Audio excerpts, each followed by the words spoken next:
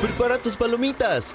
Esto es Miércoles al 2x1 con Eduardo Galeote.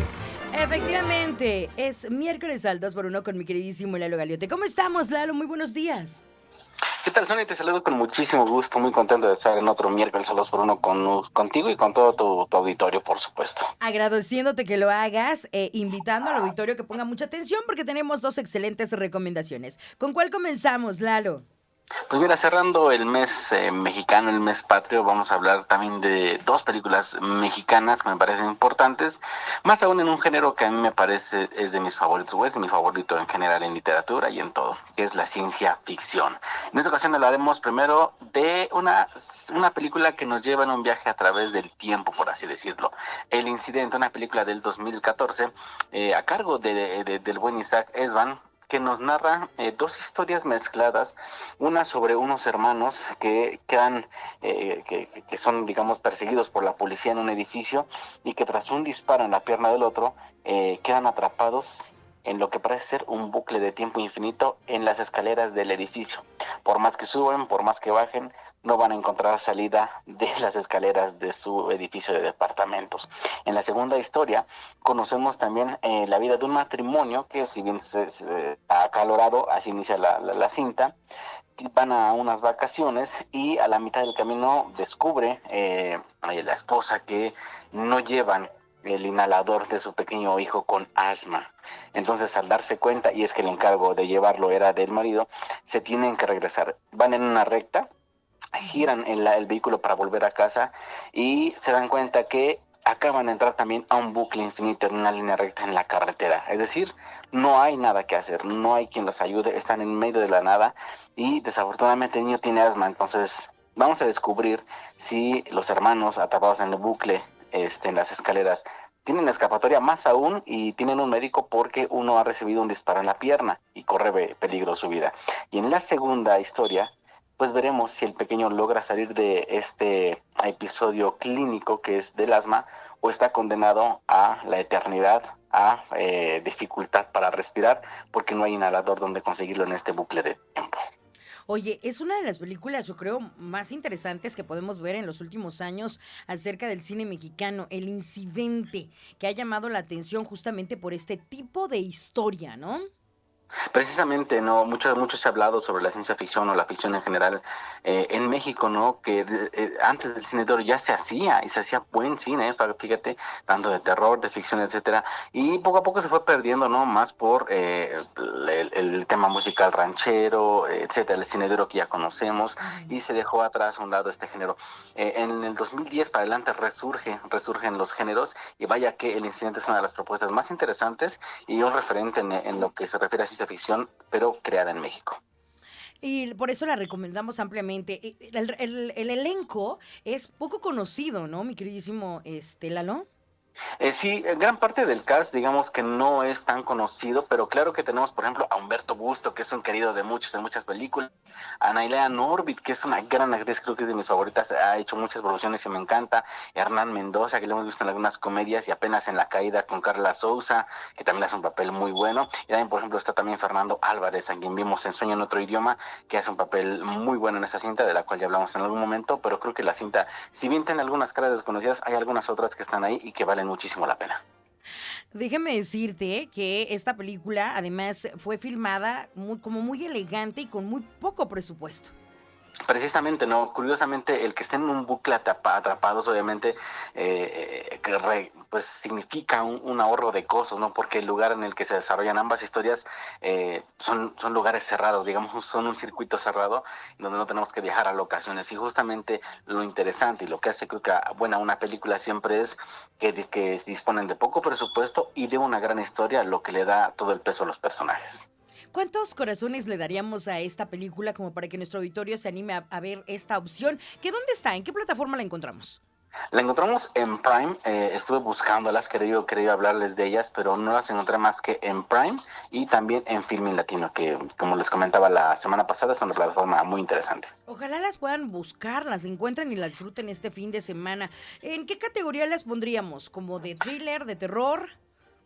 No, esta más va a la ciencia ficción. El incidente va hacia la ciencia ficción completamente porque habla de un tema físico, etcétera, un bucle de tiempo interminable, ¿no? Y la verdad es que si bien deja algunos cabos sueltos, a algunas personas podría parecerle que no entienden por qué sucede el bucle, aunque al final de la película se resuelve esta incógnita de manera abierta, pero sí a la interpretación. Yo por esos detallitos a mí me encanta, pero creo que porque no deja atados bien unos cabos, yo le diría 4 corazones. ¿Por qué dices que no cierras a los 5 corazones? ¿Qué le falta a esta película? La ciencia ficción muchas veces tiende a dejar como el final abierto o algunas cositas para la interpretación del espectador, ¿no? En Ujú. algunas funciona porque son temas no tan complejos, ¿no? Pero cuando hablas de un bucle de tiempo que no se explica el por qué inicia y cuando tratas de solucionarlo en el incidente, a mucha gente no termina de quedarle claro. A mí no me quedó claro al principio o la primera vez que lo vi, tuve que verlo un par de veces y leer unos artículos y dije, oh, claro, sí, creo que omitieron algunas cosas, no sé si del corte o de la grabación en general.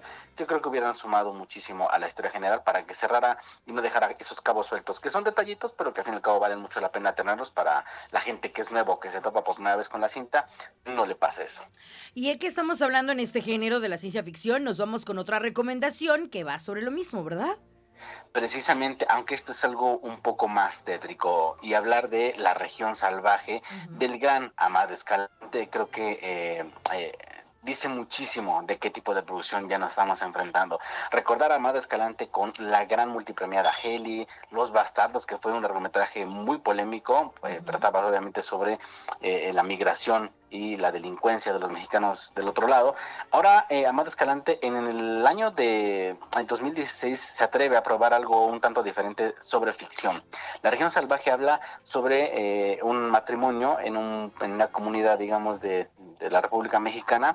Si bien en los pueblitos o en las regiones alejadas o comunidades los prejuicios están muy arraigados, ¿no? Etcétera.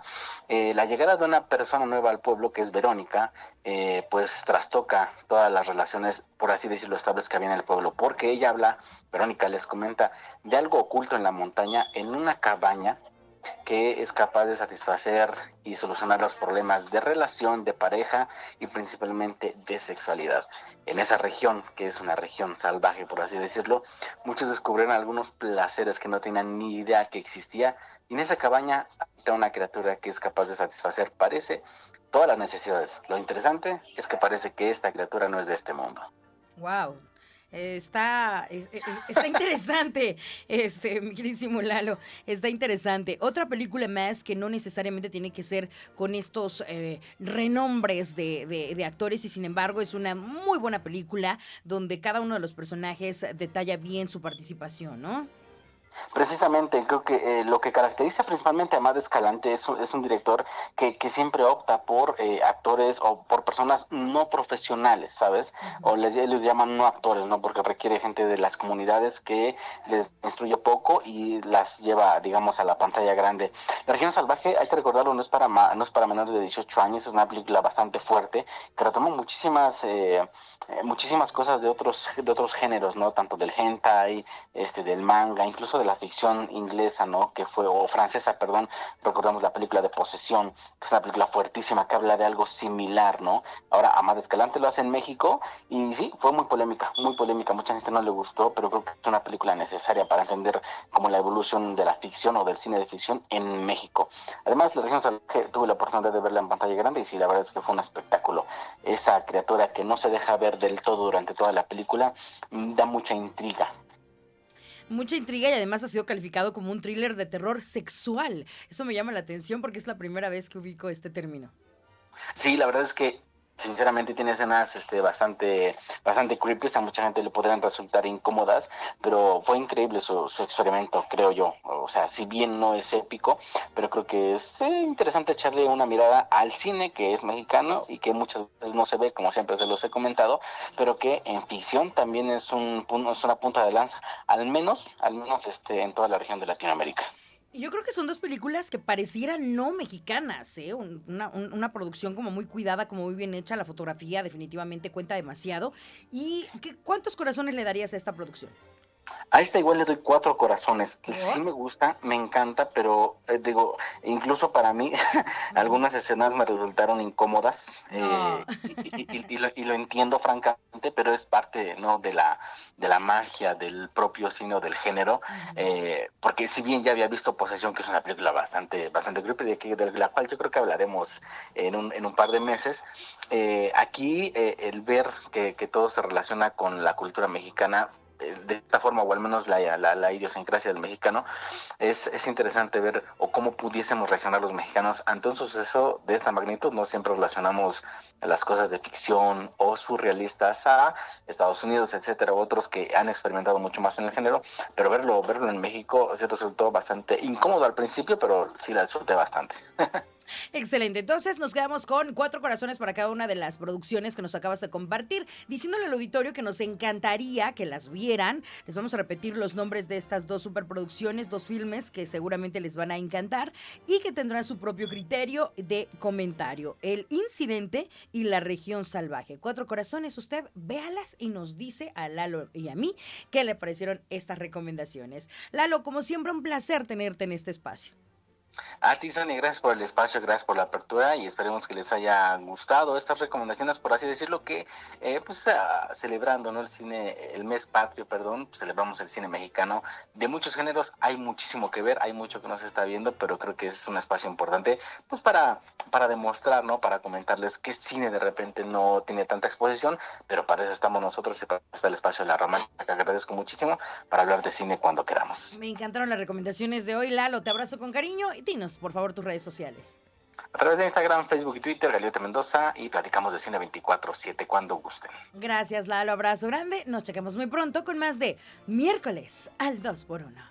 Hasta la próxima semana. Hasta pronto, Lalo.